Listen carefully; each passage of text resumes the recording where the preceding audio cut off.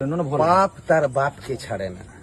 ভগবান গীতায় শ্রীকৃষ্ণ বলেছিলেন, যদা যদা হি ধর্মস্য গ্লানি ভবতি ভারত অভ্যুত্থানম অধর্মস্য তদাত্মানম সৃজম্যহম পরিত্রাণায় সাধুনাম বিনাশায় চ দুষ্কৃতম ধর্ম সংস্থাপনার্থায় সম্ভবামি যুগে যুগে।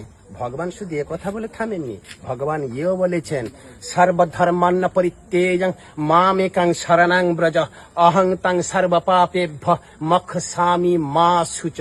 ভগবান শুধু এ কথা বলে থামেনি, শ্রেয়ান সধর্ম বিগুণ পরধর্মাৎ অনুষ্ঠিতা সধর্ম নিধনং শ্রেয় পরধর্ম ভয়াবহ।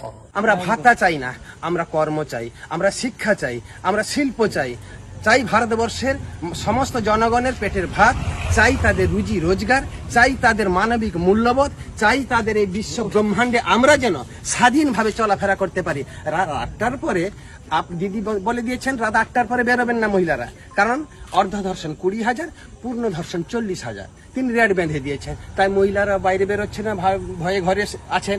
তো এই যে সব মিথ্যা প্রতিশ্রুতি, মিথ্যা ফুলঝুরি তিনি যে উড়িয়েছেন, তার জন্য আমরা দিদির কাছে বলবো, দিদি আপনি তো একজন মহিলা, আপনি বলুন এই মহিলাদের আগামী দিনে চলার পথ কিভাবে সুগম হবে, ওনারা কিভাবে থাকবেন, ওনাদের পরিষেবা কিভাবে দেবেন, এর দায়িত্ব আপনার।